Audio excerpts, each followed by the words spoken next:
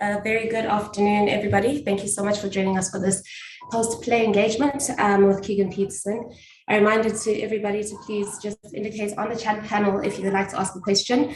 It'll be one question per person, please. I got in a bit of trouble yesterday because of COVID compliance. We took a little bit too long with yesterday's presser.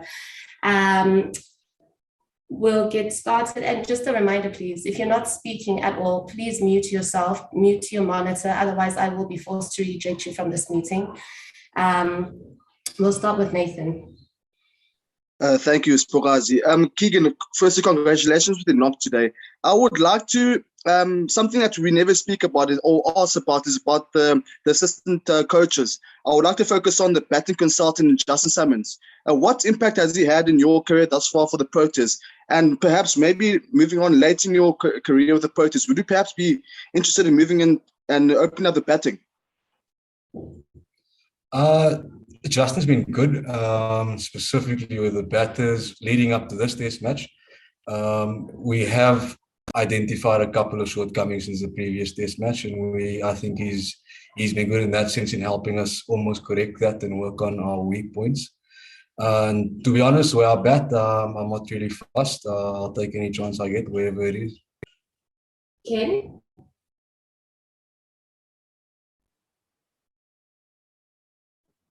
Thanks, Sips. How's it, Keegan? Very well batted. Going into the third day, I mean, you seem to show a lot of determination this morning, but you also batted positively, took your scoring opportunities. Do you think the pitch is getting any easier to bat on, or do you think it's going to be tough again tomorrow? I think it's going to be tough for the rest of the test match. That pitch is definitely not getting better to bat on, or easier to bat on, I would say. Yes, it was good bowling this morning. I was saying to Barts this morning as well. I think it's a top quality bowling attack, and they keep you on your toes all the time. So yeah, I'm happy. I wish I could have done more to get the team into a better position, but yeah, we'll take it as it comes. Dennis after Ken, and then Sanele, Telford, Stuart, Kaniso, and then Shafiq. How's it, Keegan?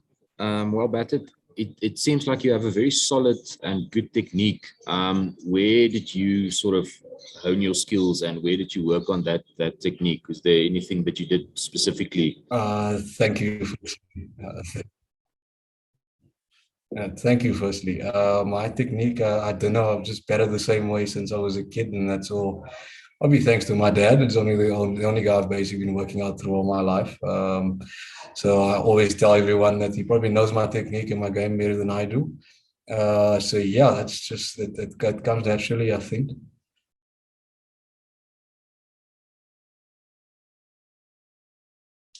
Sanele. Thank you so much, Spokazi. Hi, Keegan. Very well batted today. I just wanted to find out from you. We've heard what the analysts have to say in terms of the struggles that batsmen have as soon as you get to the half-century mark. But from your perspective, what would you say is the greatest challenge has been for you guys when you get to that point, particularly for you earlier on today? Yeah, they say it's a wicket where you never really in. So when you do get to that last century, you get some kind of sense that, okay, I'm in now. So it's only human to make that error. I think that's probably where we faltered. But yeah, that's the one department I think we can improve on.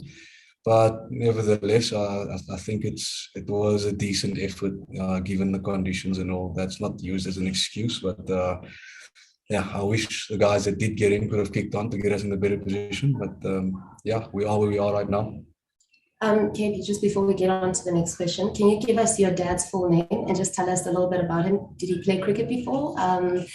And if so, where and to what stage? My dad's name is Dirk Petersen. He played cricket back in the day a little bit. I don't know the complete history of it. I was still a kid back then when he was probably at the back end of his career, playing with a club cricket and all. And that's where I was dragged along to the club games and fell in love with the game all from that time. And if you could ask the people that I know back home, they would always see my dad throwing thousands of balls to me in the nets all the time. And that's probably where I learned my trade. Lovely. Telford, you can go ahead.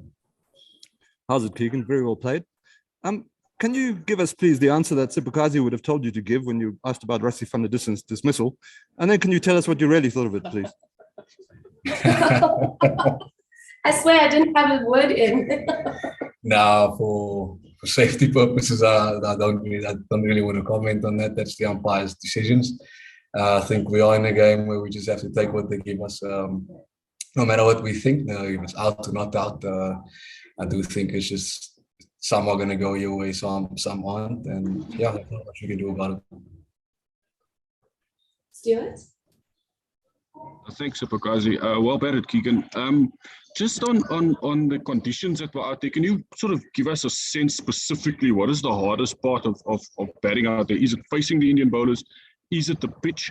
And then just going further, which was harder, batting last night for that hour or the session this morning? I think definitely the session this morning, the Indian bowlers did come out guns blazing, and they bowled very well. And it was a very challenging 2 hours to bat there. So I'd say both the conditions and the way they executed their plans or strategies or whatever they had to bring to us. I think it was just both good bowling, and the wicket was just a bit tricky. Good evening, Keegan. I was about to ask Telford's question, but it's fine. I still have another question. In the manner in which Ajinkya Rahane and Chiteshwar Pujara batted in particular, you, to an extent, and especially Temba, were able to take the game to the bowlers. With how the pitch is behaving, is that the best way to actually approach this game now that we're approaching day 3?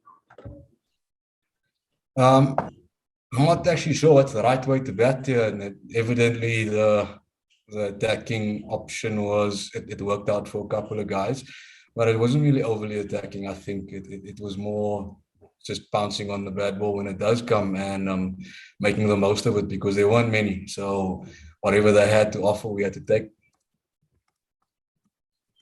Shafiq, and then we'll finish with Firdous. Hi KP, mooi gespeel vandaag.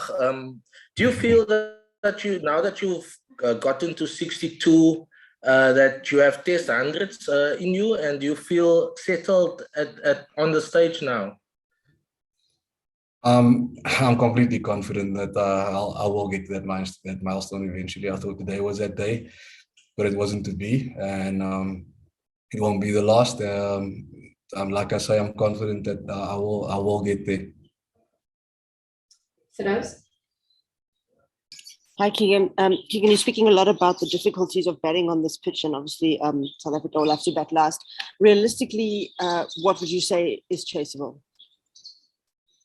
I don't know. We haven't put a number to it yet. The more they get, the more difficult it's going to be for us to get. Like I said, it's a difficult bowling attack to come up against. So realistically, I'd say anything under 200 maybe would be a good total to chase. But the more they get, the more far away it gets for us, and the more we have to get stuck in there again. Thanks very much, everyone, for joining us. We'll chat to you tomorrow.